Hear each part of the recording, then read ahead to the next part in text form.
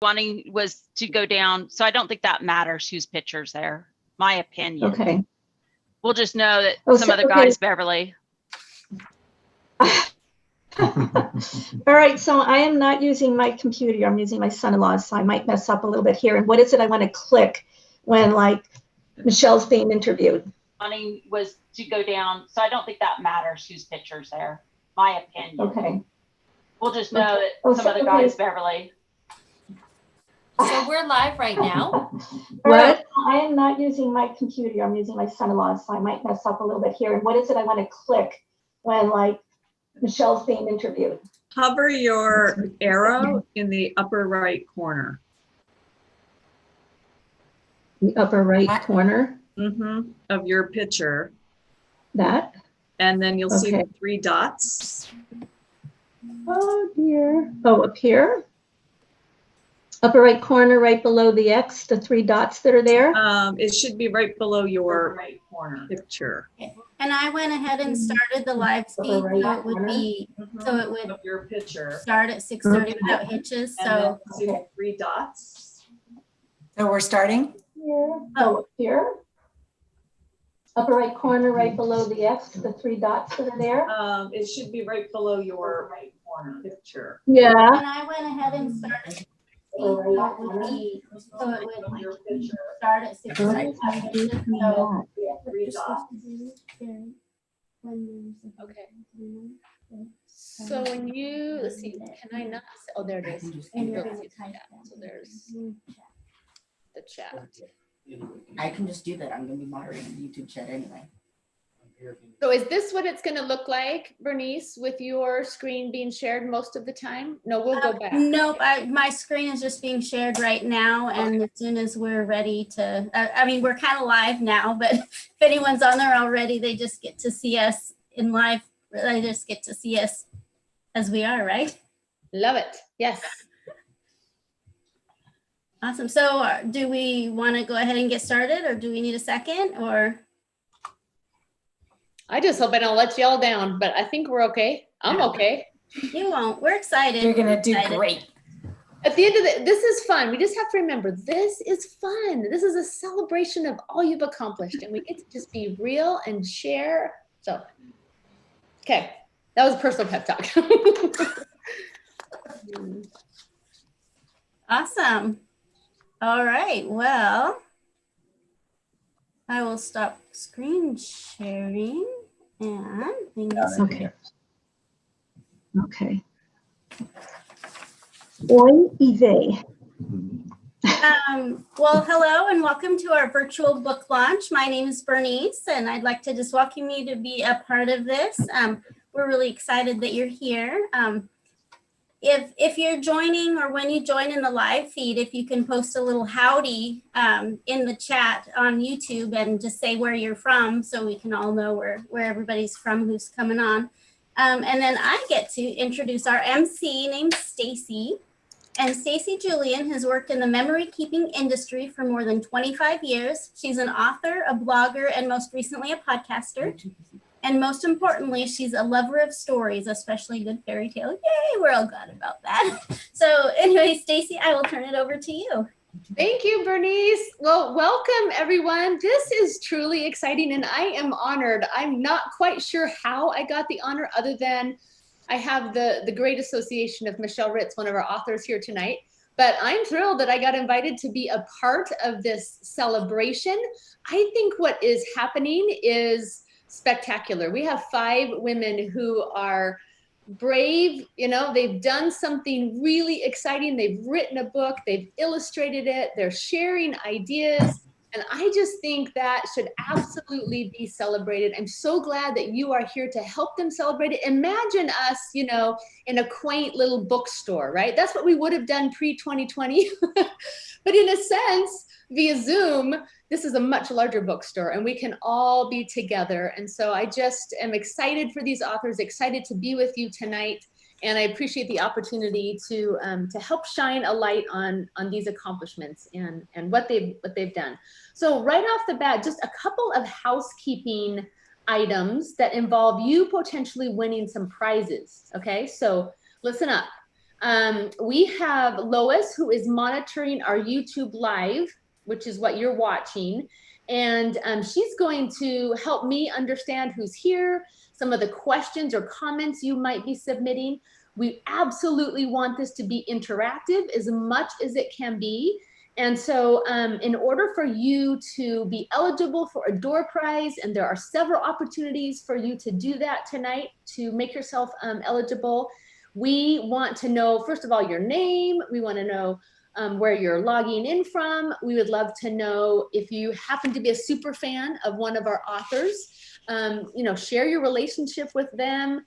Just let us know a little bit about you so that we have a better chance of interacting. And then as we proceed through tonight, and we're going to have a chance to talk individually to each of the authors.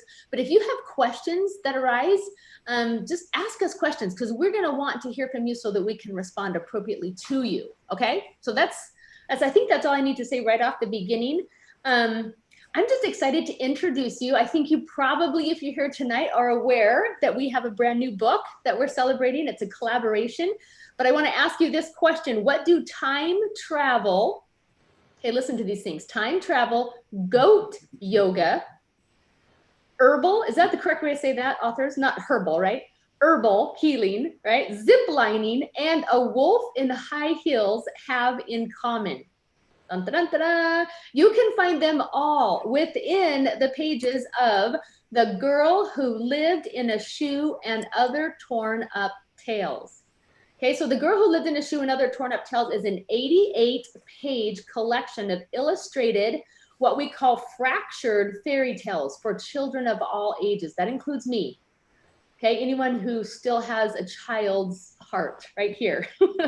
This book is for you. I have read all of these fairy tales, so full of creative twists and turns and personal meaning, and it's just really a delightful read.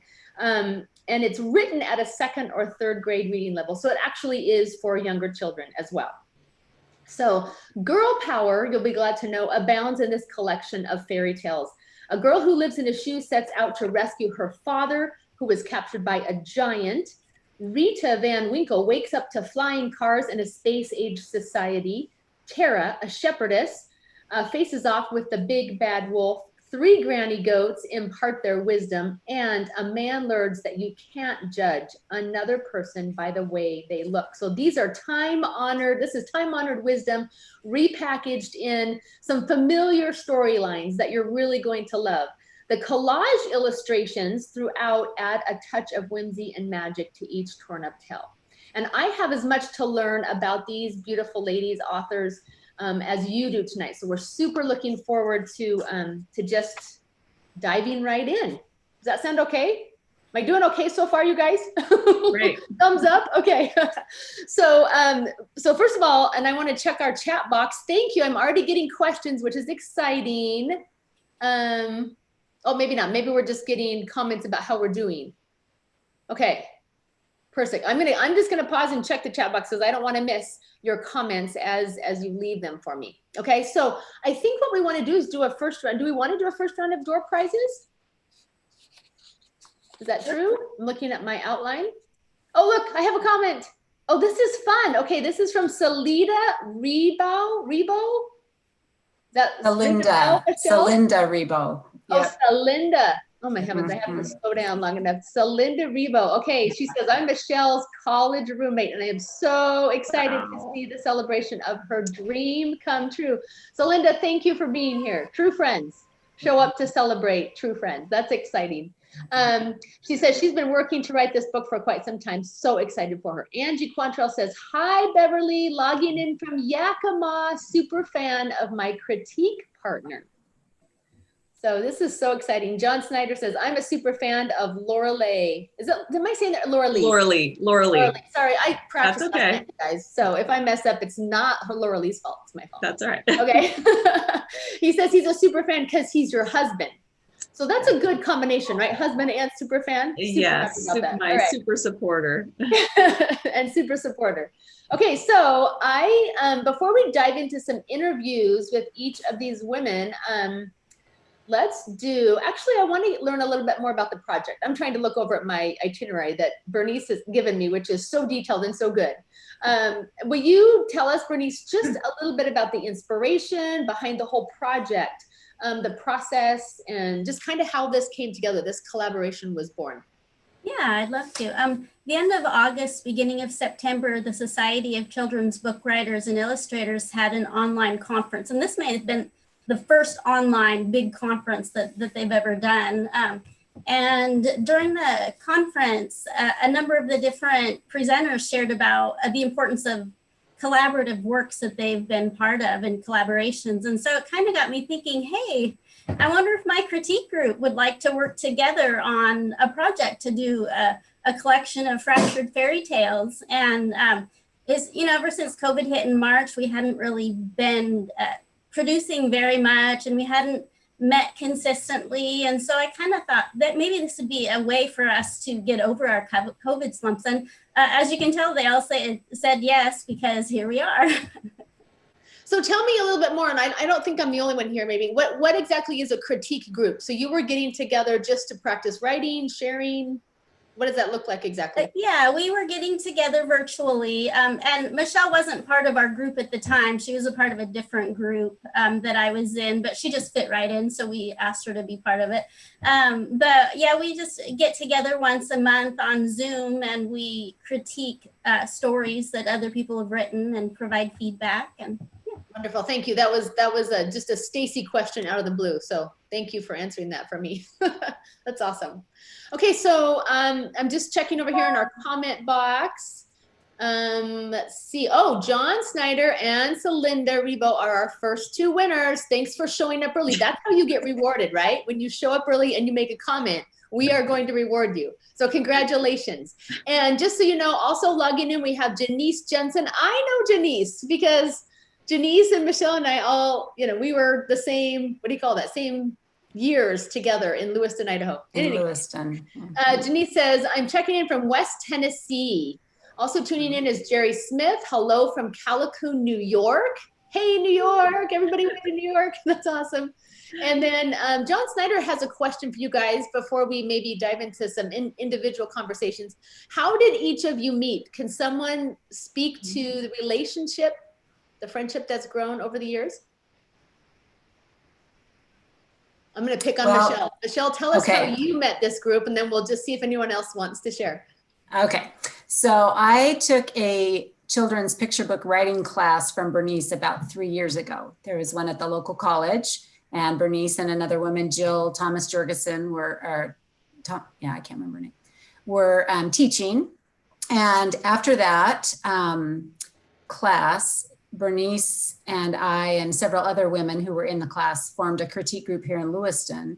Okay. And then I actually met Beverly at the SCBWI conference in September of 2019. I just kind of randomly met her. We were sitting at the same table. And then I just met Laura Lee and Jess over Zoom. Never actually met them in person. So we are truly virtual. So we have real in life. How do you say that? We have, I don't know how to say that. In person and virtual friends. We're all gathered together. That is the amazing blessing of technology, isn't it? So that's awesome. Okay, thank you. Anyone else have something to add about this group of collaborative minds? Okay, we're gonna move on. Judy Davis says she wants us to know that Laura Lee, the best friend a girl can have for 33 years. I'm so excited and happy for you. Already, this is making me happy because this is so awesome, right? Thank you, Judy. You're awesome. So awesome. And okay, I don't know if I can say this name, Shikati Davis. Happy to be here. Sarah Cash says, hi, Jess. Drew Warren. Yeah, we say your name. You guys wave back, right? Drew Warren says, Drew here. Hi from Seattle. And Rebecca. Boy, I didn't know I was going to have to do, pronunciations tonight. Rebecca Agwich? Agwich. Agwich? Okay, please forgive me. Please forgive me ahead of time, right? Says, congrats, Laura Lee and everyone. Your book looks beautiful. And then Jerry Smith, by the way, Laura Lee is my favorite sister. Lillian Dre says, hi, Jess, you look so pretty. I agree, Lillian. I think she looks fabulous tonight. with the hair toss, hair flip. Okay. So I think it will be fun. Now, just to have for you and for me as well, let's have a little one-on-one with each of these authors. I'm going to have a chance to just ask them 2 or 3 questions so you can get to know them better personally, and kind of go behind the scenes with their personal creative process and some of the things that might have inspired them. So we're going to go in order of the book. And in case you haven't noticed, and actually, Lois, I can't remember. Lois is our YouTube connection here tonight. Can viewers see their name and the book title, or is that not true? She's going to tell me here in a second. In any case, no, maybe not. But anyway, I'm gonna as I introduce each author, I will let you know which of the fractured fairy tales she authored. We're just going to go in order as if we were reading the book together tonight. So we are going to start with Bernice, and Bernice wrote the fractured fairy tale called The Girl Who Lived in a Shoe. So Bernice, I want to know, Stacy has to make sure she has her questions here. She does have them, but I want you to just tell us a little bit more about your story. Awesome. Just a little background. I know we were going to try to get an image up from the story. So my story is called The Girl Who Lived in a Shoe. And in the story, a giant abducts Lizzie's father, and she teams up with a few friends to go rescue him and other people that he has stolen and taken captive. And really the story is about joining together to defeat a common enemy. And along the way, each character has something unique that they're able to contribute. And then that's just the first. I love it. And this again is not a planned question, so forgive me ahead of time, but will you tell me a little bit about the illustrations, because they're similar, but then some of them, they're also different. So talk to me a little bit about the style of illustrating. And do you want me to share my screen again a little bit? Yeah, if you can, because I just think that's fun to look at. Sure. So what we chose to do with the illustrations, and it was to do collage, mixed media collage. And part of that's because that's how I do my illustrations. So as we started doing it, and a few of the gals hadn't done any illustrating before, but so I was able to kind of mentor along the way and share my process. And then even though we're all so different, there's that commonality in our illustrations to help tie things together. And also one of the other things I love about collage is kind of life is like collage, and putting a story together, even writing a story is like collage, because you're taking these pieces of all these different things and you're putting them together and making one cohesive artwork or unit or something out of it. I love that. That's the sense that I got as I read through it. You really get just a sense that the illustrations reflect the author, as much as the words do, which is a fun. It feels more, I don't know, just feels like an exploration as you're going through it. And I read a couple of the fairy tales to my daughter, and then I just read the others to myself, and I enjoyed all of them so much. So Bernice, my next question for you is just something else about maybe your personal inspiration. What inspired this actual take on, the woman who lived in a shoe, and maybe some history even of that story. But how did you come up with this idea? I think that's super intriguing for people who have dreamt of authoring something before. Yeah, when I read the original tale, and it was the tale I based mine off of was, let me find I kept my notes here so I could show you stuff. But so Joseph Martin Kronheim, he had written The Old Woman Who Lived in the Shoe, and I read his tale, and there was this giant who took the father and smashed. Anyway, there was just all this kind of stuff, and I'm like, ooh, a giant, I like that. Yeah. And so that's kind of why I picked that one. And then along the way, as I was trying to figure out what the story was and whose story it was and what was going to happen in there, I thought, well, wouldn't it be cool if, the giant took somebody because his feet hurt, and so he was trying to look for some relief, but going about it the wrong way. But then I was noticing how like different characters in different fairy tales would show up. Like the father was a woodsman, and while there's a woodcutter, you know, and Little Red Riding Hood, and I started thinking of these different fairy tales that had similar characters, like a wolf or a giant. And so then I thought, well, what if this giant gets banished to live on a cloud so he can't bother people anymore? I'm like, ooh, that's kind of like a creation story for the Jack and the Giant. And so anyway, that was kind of what got it going. It really is delightful. And then, like you say, as the characters progress through the story, they meet someone new. And I was never sure, like, is this friend or foe? And as they, you know, started a conversation, then this next character would say, hey, the giant stole my whatever, my friend or my father or my, you know, it really was a fun progression. And by the time, you know, you get to where the giant actually is, you've got, like you say, you've got this troop of, you know, people on a mission, you know. So I really enjoyed it. And then I love the ending, and I don't think I'll spoil the ending for those who haven't read it yet, because it's pretty fun. Although I may have spoiled it. Well, no, not exactly, because I think you have to read the whole thing and then read the ending. It's pretty fun. That's right. Okay, so this is the question that I'm going to ask every single author, because I think it's so important. But, you know, as you're creating something, and particularly a story like this, what is it that you want the reader to feel or to come away with? You know, what is it that you want them to experience in this story? Well, first, I hope that the reader is really delighted with the story, that the storyline just kind of picks them up and pulls them along for the ride, and that the parts that I kind of chuckle at will be parts that they get a chuckle at, and that just they really enjoy it. But on a deeper level, the takeaway I want them to know is that it's okay to not be the only hero of your journey. Because as you look at Lizzie, she's the main character, but she doesn't solve all the problems along the way. And in fact, for her to get going on her journey, it takes a little bit of help. But then, so as she's going, Lizzie does what she can. And then Hans, he's the next character who comes in, and he does what he can. And then different characters they meet along the way do what they can. So with everybody doing what they can, together they're able to accomplish something that none of them could accomplish on their own.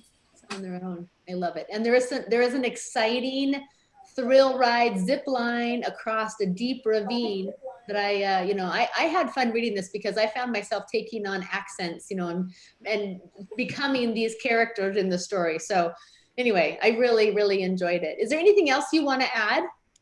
I think that's it for now. Okay. I know we'll have other questions later, so. Okay, we're going to go to Michelle then. And Michelle, this is Michelle Ritz, and her story is called Hector and the Three Granny Goats. Okay, Michelle, pretty excited to talk to you. Thank you. I want you to tell us a little bit about your story. Give us an introduction to what we can expect. All right, so Hector is a really gentle troll, and he just wants to accomplish a goal, but he keeps getting sidetracked. And in the end, he has to figure out how to get at least one toll from at least one of these three really distracting granny goats. So I love it. It's Hector's journey. Yeah. It's kind of like he has, right? It's almost like the final exam in his becoming a better the troll. last thing he has to do. Yep. He's trying to matriculate as a troll. That's the idea, right? Right. So tell me something about your experience writing, either about the inspiration or what gave you, you know, maybe the granny goat angle, or. Well, okay, I have several things. So if I talk too long, just cut me off. Okay. So I picked the Three Billy Goats Gruff because as a child, that was one of my favorite stories. And I think it was the trip trap of the goat's hooves going across the bridge. I don't know. I just kind of like that.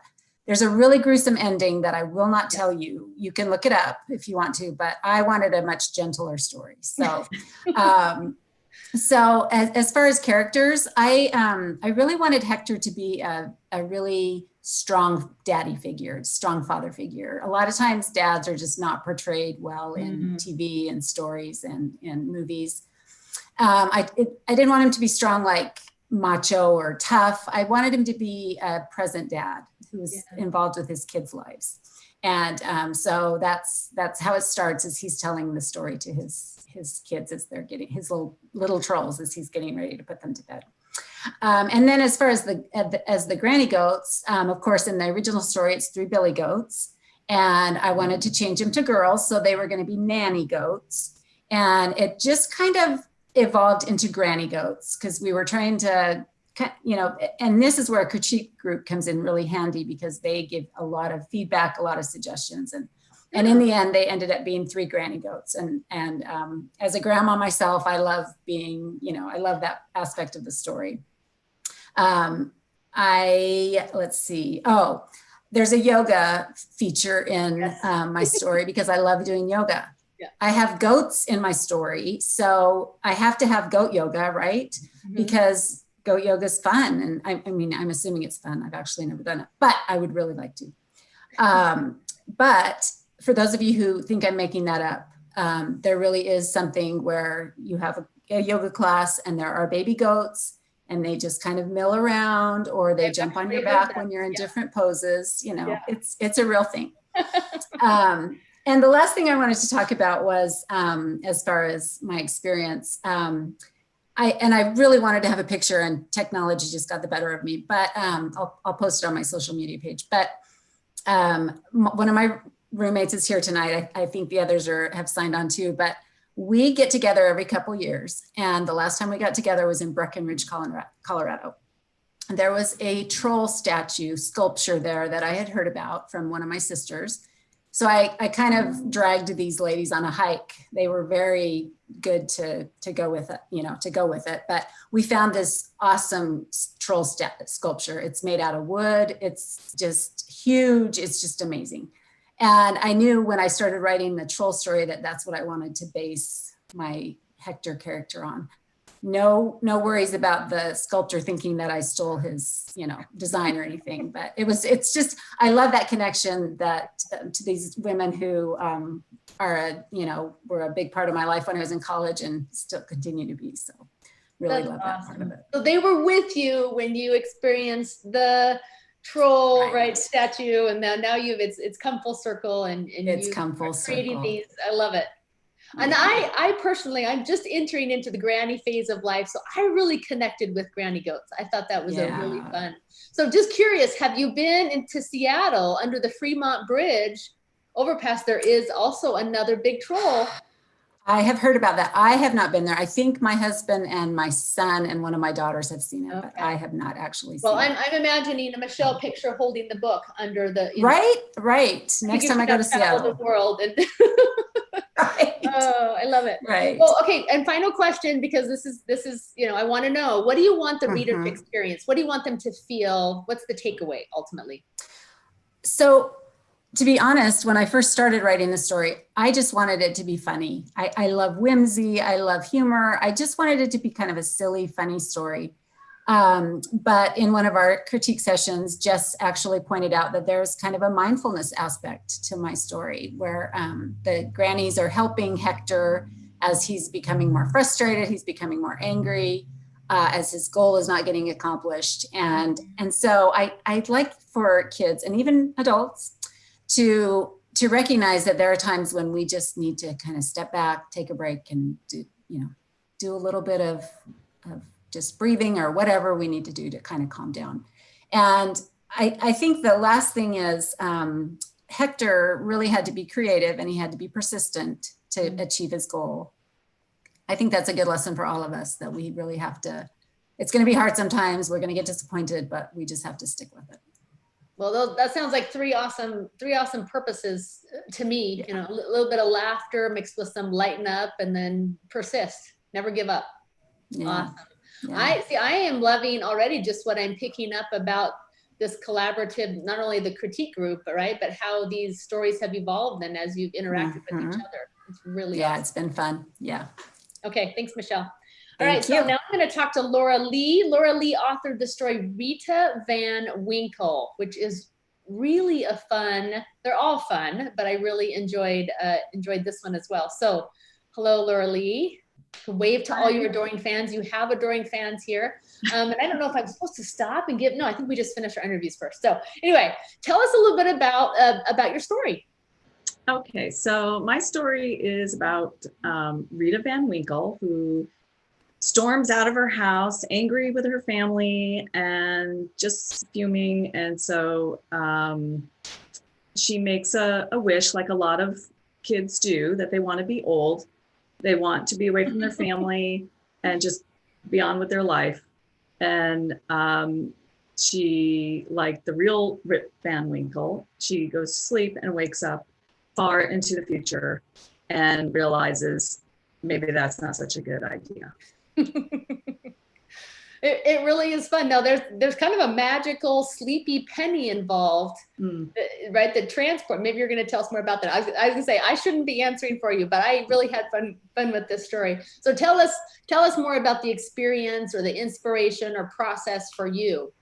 So I think my inspiration for the story was I went away and I lived in Europe for over 3 years, and when I came back to the States, so much had changed. There were Blackberries and Bluetooths and blogs and big HD TVs and all this technology that I felt like Rip Van Winkle. Like, where was I for the last, how long was I gone? I was only gone 3.5 years. It's like, so that kind of resonated with me with the Rip Van Winkle. And I always wanted to write a piece about that.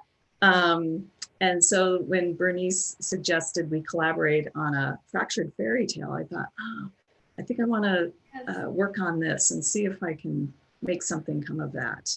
And, you know, the original Rip Van Winkle storms off. It's set in the Catskill mountain area, which is where I am from originally. I love that connection. Yeah, that's fun. Yeah, so I kind of wanted to, that also kind of made me want to work on this story. But I needed her to, how is she going to transport? Because the original Rip Van Winkle goes up and gets drunk with the mountain men. Well, you know, that wouldn't exactly be appropriate in today's world. So she needed the penny. Yeah. Yeah. And so where did you get the idea for the penny? Was that a collaborative thing, like input from friends? You know, it kind of was. I think I had the idea of the penny going, and then the group, Jess especially, got things even more, the wheels turning to kind of develop that part of the story. Yeah. And I'm a fanatic about picking up the pennies. I have a jar of pennies, and I will stop traffic to pick up a penny. I love that. Find a penny, pick it up all day long. You'll have good luck. I really did like that aspect of the story, because I felt like that is something that most people can interact with, right? They can imagine picking up a penny and trying to see the date. And then of course she's shocked when she sees the date, and then she gets sleepy. So anyway, it was really a fun experience. So what do you want the reader, young or old, to experience or feel after reading this? You know, besides just having fun with the time travel, because I just love stories about time travel, and I want kids to be thinking about where would they go, what would be like if they traveled in the future, and where would they go if they were going to go back in time. I love those kinds of questions to ask kids and hear what they have to say. It's especially funny when they say they're going to go back and it's, you know, like 1975 or something. Right. But I really, you know, we're all just trying to get through this year, right? Everybody I talk to is like, we just got to get through 2020. We just got to get through this. Like, you know, like this is this horrible year, and everyone's just giving up on it and wants it to go away.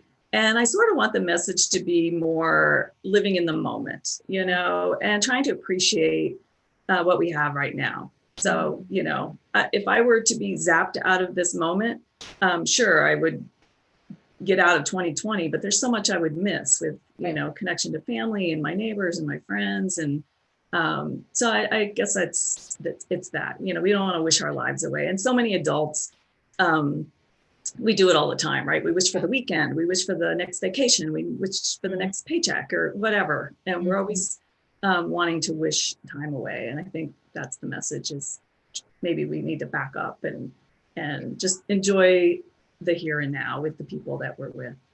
I love that. I love that. That is very relevant for now and relevant for always, right? Just this idea of not wishing away where you are. Yeah. And we do that. We think, oh, when I finish school, when I, whatever it is, right? And, Right. and we miss what's right in front of us. And it really is a fun way for you to tell that story, because this young girl, I think the first thing she does when she wakes up is she trips on her hair, if I remember right, you know, and Well, she's like, why is my hair white? I don't know. It's really just, you've created that. I always like to think of a story as almost being a little movie picture, you know, like a little film. What am I trying to say in my mind as I read it? And you've done a very good job of bringing it. Thank you. I was trying to keep the, the original Rip, his beard grows so long and he trips over his beard. So I had to fit that in somehow. Yeah, that's awesome. You fractured it. It's your own. You've made it your own. Thank you. Okay. Super fun. Super fun. Okay, we are going to move on to Jessie. Jessie has a fun tale about a shepherdess and her sheep and a big bad wolf. It's called Tara and the Wolf. So Jessie, give us a little background, or introduce us to your story, I should say. Well, Tara is a spunky shepherdess, and she is always shepherding the sheep up and down the mountain. And to keep her mind occupied, she does some karate moves, pretending that there's bad guys and ogres and giants. And one night, as she's sitting by the fireside, a real bad guy comes. The wolf, the big bad wolf, comes in disguise, and she rings this bell, and the villagers come running to help her. But by the time they get there, the wolf has run away, has left, and they don't believe her that the wolf was there. And so she has to figure out how to help herself when she doesn't have the support of her community. Okay, I love it. And I have a question for you if I don't forget at the end, but tell us something then about your process, your creative process, what inspired not only this, this fairy tale in the first place, but maybe your take on it. I'm super curious. Well, before Bernice came and asked us to join, which thank you, Bernice, this has been the best. I had been educating myself on things that I felt ignorant about. And one of those things was women issues. And I read 2 books last summer, and one was Invisible Women, Data Bias in a World Designed for Men, and by Caroline Criado Perez, and How Trusting Women Can Change the World, Believe Me, by Jessica Valenti and Jacqueline Friedman. And the first book, Invisible Women, won the Business Book of the Year award last year. Slow down, Jess.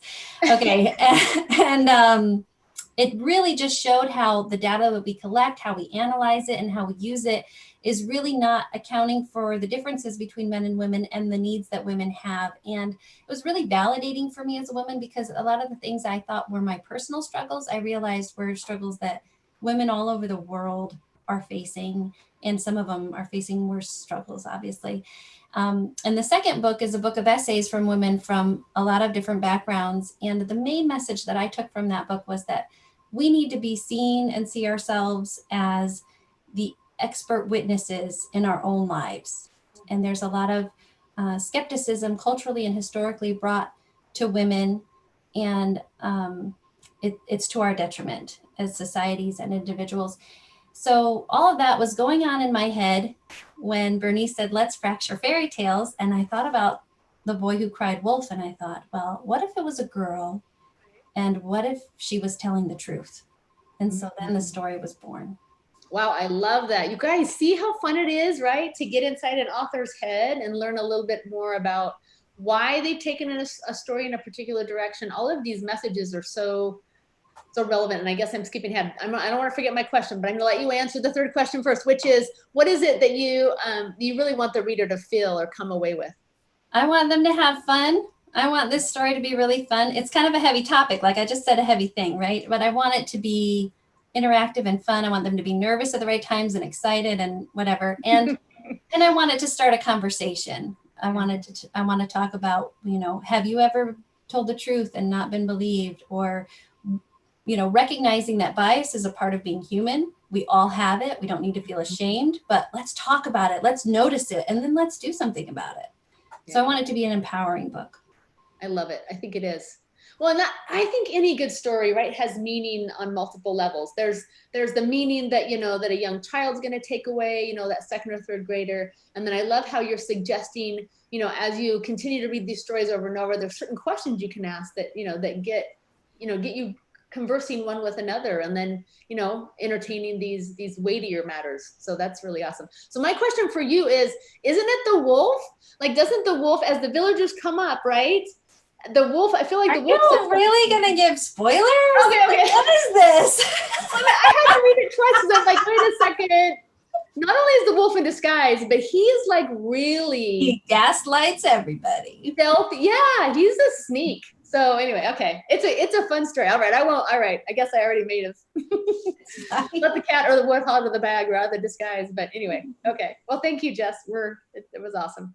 Okay, and then last, certainly not least, we are going to talk with Beverly. Beverly authored the story Beau and the Bella Rose. Beverly, are you here? She coming on? Okay, while we're waiting for Bella or for Beverly, I want to just get us caught up on some of the comments. So this is, oh, hi Beverly, hang on one second. So I just want to read a couple of comments. M. Hurd says, congratulations, Michelle. As a lover of books, I have great respect for those who can write. And that's from Lori, I think. Tiffany Larson, congrats, Mom. You look great. I love kids who show up to support their moms. That's awesome. Okay.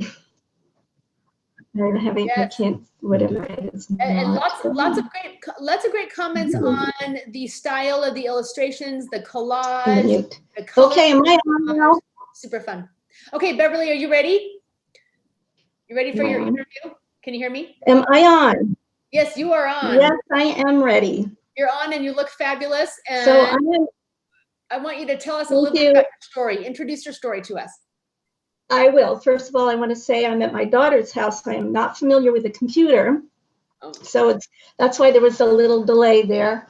I think okay. I will be fine now.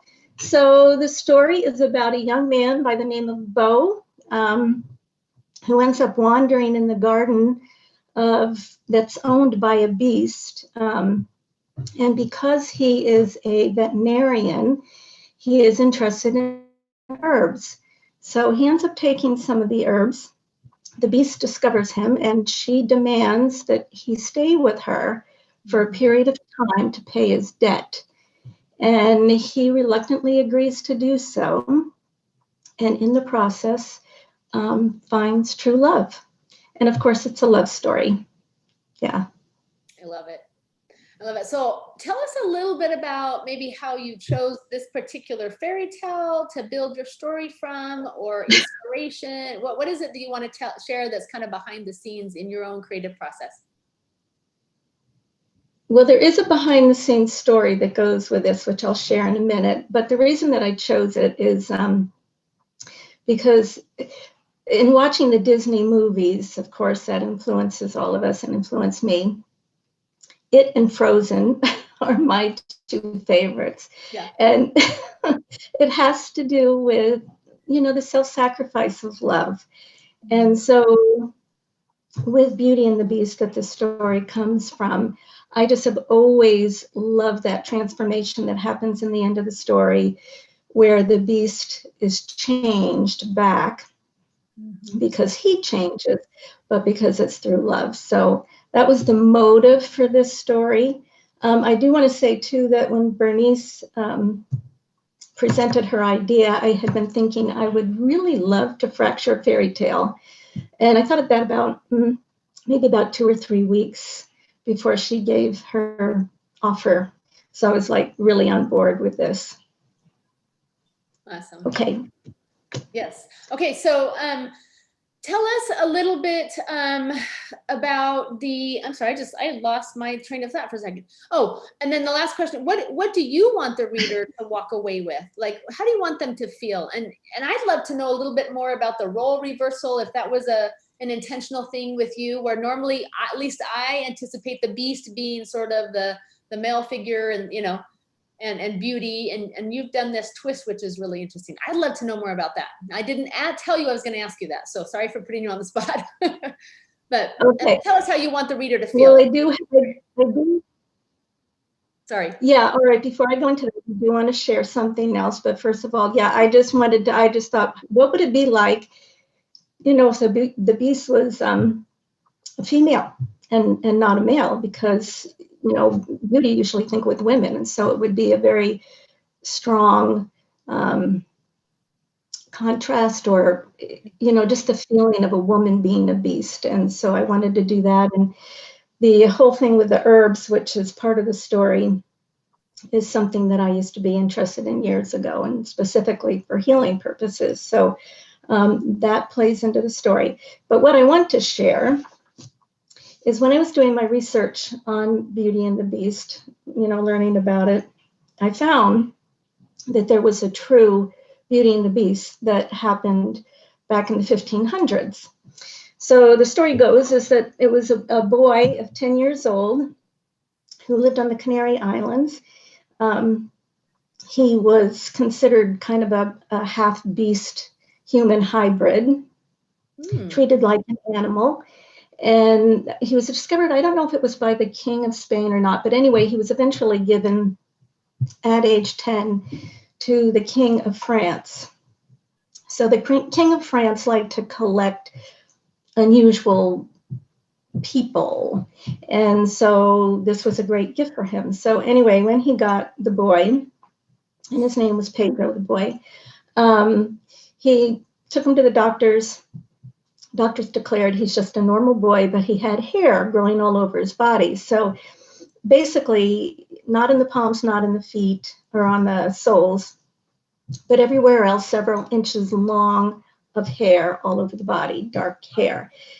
So anyway, what he did is the king groomed him with good education, clothes, food, people, all of that. Eventually the king died and the queen took over the reign of the kingdom. She decided that this boy, who is now 22, needed to have a wife. Her motives were not pure. She wanted to have more babies that were like, hairy babies. I don't know how to say that any other way. So anyway, she interviewed 12 girls, 12 young ladies, picked one named Catherine, who was a beauty. And Catherine didn't meet her husband until her wedding day.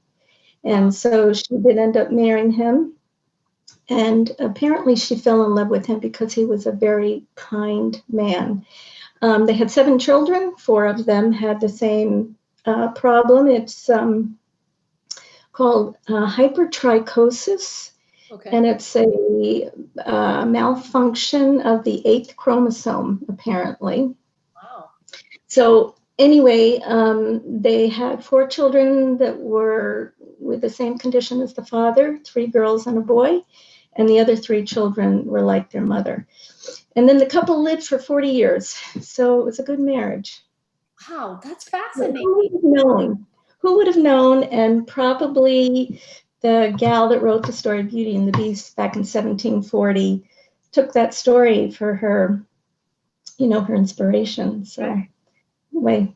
Oh, that's interesting. And we continue to tell that story. It continues to evolve and become different, and you've now put your own spin on it. So it's really, really fascinating. Well, tell us how you want the reader of your story to feel, or what they, maybe what are some of those layers of meaning, what you want them to experience? Well, I would say one thing, the main character, of course, is Beau, the man, but the beast also plays a very significant part. And I would say, just for people to think about what it might feel like for her, she was innocently became a beast, and how that might feel. And I really don't want to give away the end of the story, so I'm going to leave it there. With Beau, though, it's kind of you don't judge a book by its cover. And so I think just the idea of when we meet people who are different from us, how they present themselves differently, or maybe their appearance or whatever, that we give them a chance, because in this story, Beau does not like the beast to begin with, and he gives her a chance, and he finds out that she's very different from what he expected. And of course, he learns love, the meaning of love in the process. And so just that people would think, when they're meeting people, that they would give them a chance and get to know what's down deep inside, because all of us are of immense value. Mm-hmm. So that would be the main thing. So I know my story is more on a serious side than the others, and maybe that's a good wrap up for a bedtime story. And the other ones are more humorous. I love it. Thank you. Thank you. Yeah, Well, I hope those of you watching are getting a sense of what has gone into this collaboration. I mean, you know, you don't just sit down one afternoon and decide to write a story. There's research that goes into it. There's a lot of your personal experience that gets overlaid on top of whatever, you know, storyline you're building on. You've got to have a trusted community where you can go and share your ideas and, you know, and receive and give critique, you know, and then just this collaborative and the support. And I love it. I love the whole process. So again, thanks for being here to celebrate these authors. And we're so excited for you to get this book in your hands. It's time for me to give, well, not me, but we're going to give away 3 additional door prizes. I do want to say that as Lois is actually feeding me the names of the winners, but if you're a winner in order, you're probably wondering, so I won, but how do I actually get the book? So you need to email Bernice, and it's bernice@berniceseward.com in order to make arrangements to receive your copy of the book. So I just wanted to make sure you know that. And I'm going to look over here in the comments just for a second. Awesome. And we're kind of going back. I'm seeing some comments that were shared, you know, as we were doing the author interviews. So Janice Jensen says, great, or goat yoga is real. And Michelle said that, but it is a thing. Okay. So she said, my son and wife have enjoyed it and nursed their bruises later. Sounds like it might be a little dangerous as well, but that's awesome. So let's see. Angie says, I can't, some of these, let's see, reminds me, oh yeah, Angie and I both thought of the troll in Seattle. Michelle, she says, reminds me of the troll in Seattle. So that's awesome. So Ann Smith wants to know, Laura Lee, that she's here. She says, hello, we are Laura Lee's brother and sister-in-law. Congratulations on your book. Thank you. So lots of comments as we were talking to each of the authors, comments like time travel is fun, you know, and just, I think they're really listening or enjoying hearing you talk about your process. So super fun. Okay. Amanda says, yes, Stacy, that's why I love children's books so much. Lots of comments. Great job, Jess. And then, okay, I didn't understand that one. So yeah, just lots of comments, like they're just commenting on the things that you shared as we talked through each of your stories. So that's super fun. Okay, so Sarah Cash says hi and congratulations. That's not a name yeah, is that Jesse's friend? Okay. So you guys, I'm looking, oh, here we go. Here's the next 3 prizes. You ready? Drum roll, let's get it out, Stacy. Drum roll, please. Okay. It is going to Lillian Derry, Rebecca. Okay, help me with the last name again. Agowich? Okay, Rebecca Agowich and Lois Bly. Does that sound right? Those are the next 3 prizes. You guys need to email Bernice at berniceseward.com. They're gonna set you up with those prizes. Okay, so in general, we'd love, especially from, oh, I do have another comment that just came in. Sarah Cash says, I used to do yoga in my goat pasture. So I'm not sure if that actually is goat yoga, but yoga done in the goat pasture has to count on some level. She said, yeah, and then she goes on to say, I didn't know that I could have charged people to come in and do it with me. So super fun. I love it. Okay, so you guys, what we want to do now is if you have questions, I mean, I have my 3 questions that I pose to each of the authors, but if you guys have had questions as we've been talking, please post those so that Lois can share them with me. And then in the meantime, I just want to, let's see, how are we doing on time-wise? We're doing okay? We have just a few minutes left. I know we have a grand prize drawing at the end. And I'm going to tell you about that. I don't want to, I'm trying to look at my notes so I don't miss any of this good stuff we have planned. Okay. So I do have a couple other questions, and if you, oh, here we go. Here comes a question from from Angie Quantrell says, how much research, such a good question already. How much research did you have to do before writing a fractured fairy tale? That's a very good question. Raise your hand if you're going to speak to that. Don't be shy. How much research? Okay, Laura Lee. Yeah, I'll just jump in. I knew what fractured fairy tales were, but I definitely wanted to explore some others that were out there, and I had a few on my bookshelf already. So definitely there's the, what are some other ideas? Are they told by a different point of view? Did they invent a whole different story? Right. And it's a wide gamut. So there was that for me. That's fun. Thank you. My husband pulled up on YouTube, like there was a television show like years ago called Fractured Fairy Tales or something. Anyway, we played a little episode of that was fun. So lots of interest in, oh, go ahead, Beverly. Beverly wants to add. No, I was just going to say, Angie, I got Jane Yolen's book called How to Fracture a Fairy Tale. And so I read that through, and it had several fractured fairy tales in there, a lot of well-known ones and some that weren't. So that was a bit help. And then just, doing research on author of the book that I fractured, find out a little bit about them and what was going on at that time in history and stuff. So I love it. Thank you. Thank you. A lot of interest about these illustrations, which really are so colorful and fun. They're similar in that they're all collage, but they're different. So Sarah's wanting to know, did you each do your own illustrations? Someone want to speak to that? Okay, I'd like to speak to that for just a second. Thank you, Michelle. So Bernice and Beverly both have been illustrators in their past careers, whatever you want to call it. I don't think Jess and Laura Lee, none of us had illustrated. Okay. So Bernice presented this to us and said, and I want you to do collage illustrations. And I don't know about the other two, but I kind of panicked for a minute. And Bernice was really good. She held our hands through the whole thing. She gave us tutorials and we did it. And she gave us little tips and tricks, and it was an amazing, I mean, I never would have thought in a million years that I could illustrate a book, and I did. So it's great. And it does make the dream even better, right? The dream of authoring a book and then also illustrating it. So again, to everyone involved.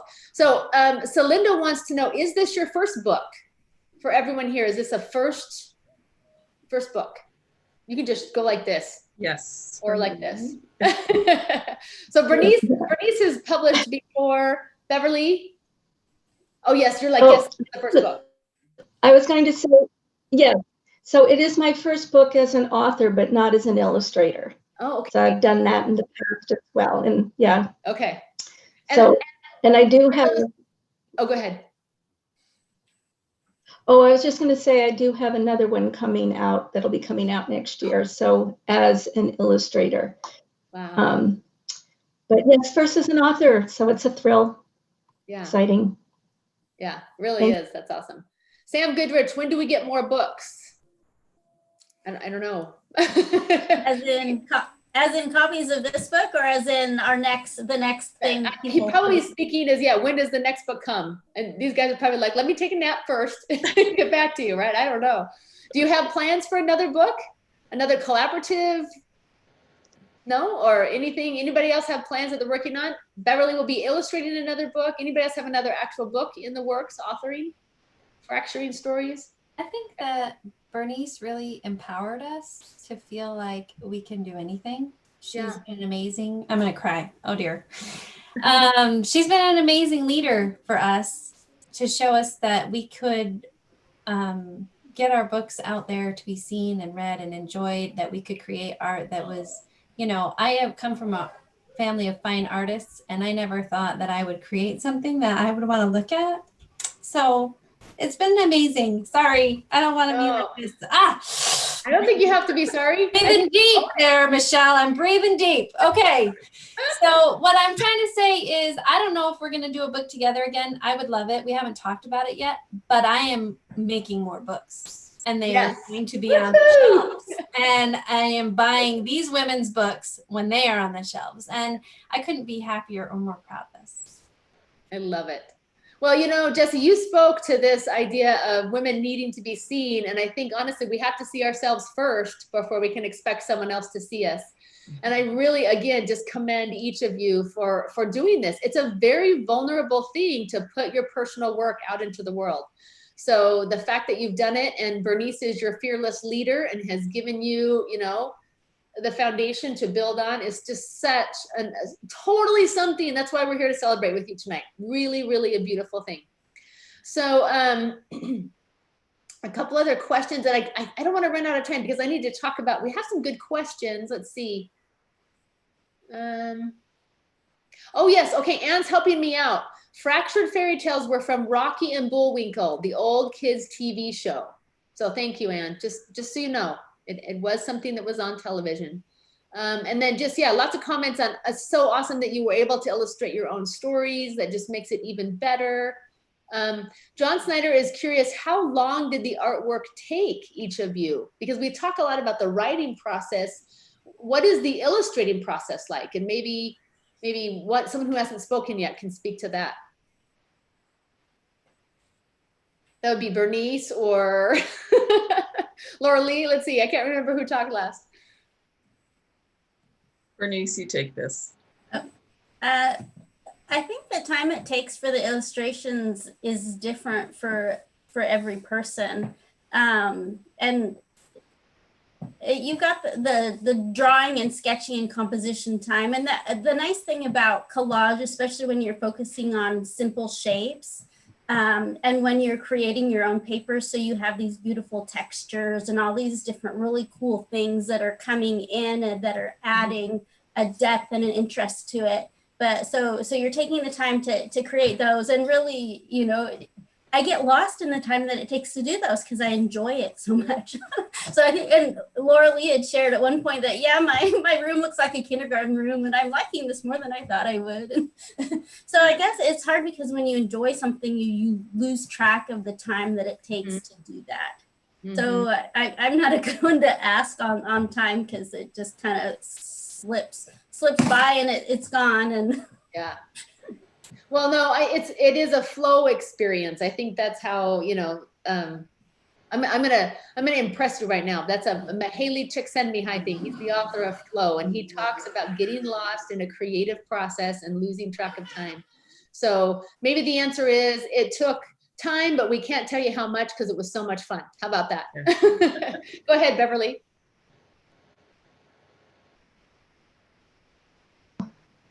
Oh, I just was going to say, you know, generally we were working on this project for 2 months. So I would say in a general sense that the first month we were working on our stories together. And then for the second month, we were working on the art. So I don't know if that helps at all, but, and then on the third month here, because we've been going at a third month and a little bit more, it's been doing, I don't know, promotional things. So the bookmarks and coloring pages and activity pages and such as well. So you could look at it that way, I guess, and break it up. Maybe that helps a little bit. I'm going to ask one more question. We're running a little short of time, but I have an illustration question, and that is, and anyone can take this, you know, how do you decide from your story which aspects of the story to illustrate? I've always been curious about that. Anyone want to take that for me? Jessie? So for me, that was really fun because some parts of the story just speak to you, right? Like you want to draw that thing, you want to make it an image. And so it does that. And then there are parts of the story where you feel like you need an image to support the text. Because this isn't a classic picture book. The text is supposed to carry the whole story. Whereas in a classic picture book, you want your pictures to carry the text. So it's kind of a reversal because they're short stories, not picture books, classic picture. Anyway, so for me, I had a tricky thing that was hard to visualize. And then it was very difficult to draw. You can all text me on Facebook and let me know if I succeeded, if you get the book. But I really wanted to have that picture in there because I wanted a visual to support what I was trying to describe. Yeah. It's fun. And I really did. I mentioned, but you know, as I read this with my daughter, and your writing really does, I was imagining my own thing. And then I just found that the illustrations, you know, kind of filled in the blanks almost for me. So it really does come together in a really great way. So, all right, you guys, I'm going to tell you about this grand prize. And then I believe Lois is going to help me know who's going to walk away with it. I just want to thank everyone again for coming and helping us celebrate tonight this, you know, wish we could sign books and hand them out, but just, you know, getting to know these authors and just letting them hear from you, and yeah, just giving yourself a chance to, you know, to just recognize what you've accomplished together and individually. So, okay, so our grand prize drawing, are you ready for this? It's an hour with an author. I'm assuming that's author of your choice. I don't know, but you get a virtual visit. Oh, it says right there, a virtual visit with an author of your choice, if I would just read it. And it says this could be set up as a story time if you want this author to read to you or to children, a workshop or a consultation or critique session. So wow, that is really valuable, and that's really a cool thing. Whatever, she says, whatever fits your interest or needs, you and the author will work out the details for how, when, and where, and what that hour might look like. The prize also includes, Bernice, tell me if I'm getting this wrong, okay, at all. 10 copies of the book. Okay, I said that wrong. Maybe you better explain the prizes, because you're gonna have to give it away, not me. Sorry. Yeah, that grand prize drawing is for the hour with an author. Okay. That other prize is for the pre-sale contest winner, how we did the pre-sale contest with the author-illustrators. And so that's the prize for them. Sorry, when I typed that up, I didn't make sure those were. No, trust me, I'll just take the blame. I will take the hit. I'm sure it's me. I do want to say, Lois just gave me the good news. Are you ready? The grand prize winner is Kathy Garrett. Oh. Kathy Garrett. Who knows Kathy Garrett? Everybody? Okay, awesome. Kathy. So Kathy, that's awesome. You get to spend some time with the author of your choice and take advantage of some of the things that they've learned and their expertise, which is really exciting. And then I think our next task is to talk about this pre-sale contest. Is that true? And kind of, do you want to take that, Bernice? Sure. Yeah, so partly because we have newbies, and partly because this was a great way to get us sharing about our book and talking about it with other people. We did a Torn Up Tales book pre-sale contest. And so then we would all talk to people and say, hey, you want to buy my book, you know, before the book launch. And then the person who sold the most would get a prize. So. That's and then awesome. Do you want me to say the prize, or? Yeah, I think so. Say the prize and then reveal the winner. Awesome. So the winner gets either 10 copies of the book or money towards marketing. They also get 25 laminated bookmarks and a face mask with an image of their choice from artwork in the book. That's awesome. That is the new fashion statement, right? So wearing your book across your face. That's fabulous. I love it. Okay, so who gets to go home with this prize? Oh, so now we probably better all say how many we sold. I ended up selling, my goal was going to be 20, but then when Michelle said, hey, I've sold this many already, I upped my goal. And like, I think 3 minutes before we started, my total went up to 80 books. Oh my goodness. So Bernice has sold 80 books. Who wants to go next? Y'all get to say. Go ahead, Jessie. I abstain. I didn't count. I didn't know we were doing this. Okay. Sorry. I didn't read all the emails or something, but a lot of people love me. Thank you for ordering the books. Yes, that's awesome. So Jessie will count, and I'm sure if Jessie is more than 80, she will let Bernice know. No, she's like, no, I don't think so. Okay. Okay, anybody else want to reveal their hard? Well, I wrapped it up with 41. But again, I got so much support and a lot of people out there that want to order the book, which is awesome. So I really thank everyone. So, I think 41, that sounds amazing to me. Anybody else? Well, I will thank my friends and family. I actually had 115 that I pre-sold. I know, I have awesome friends and family. You guys rock. So yeah. Oh, that's exciting. Awesome book, Michelle. Okay, so in case there's anyone watching that doesn't know, how do we purchase this book? Who's going to speak to that? Where do we go to learn about it? I know you've prepared some really fun downloads and other activities that support the book. So Bernice, will you tell us about that?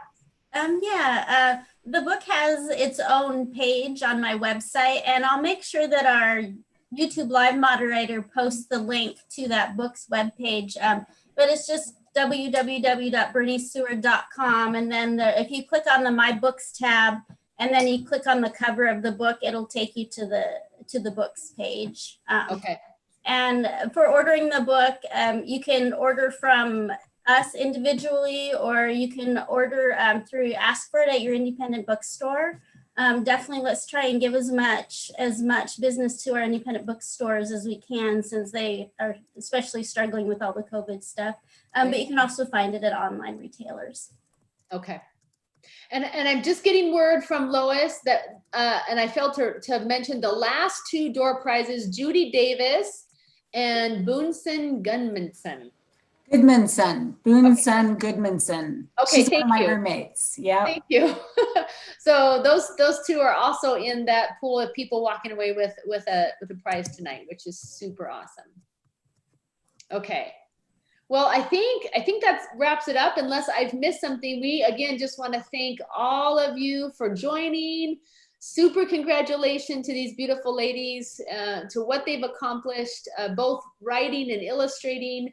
And just make sure that you visit the berniceseward.com, is that right? And then learn more about the book by clicking on the books page, and spread this. Please share this message. Once you get your book and you love it, then give someone a copy for Christmas, and just let's help these ladies, become bestsellers. Wouldn't that be awesome? So we just appreciate you being here and just being a part of this celebration. So thank you.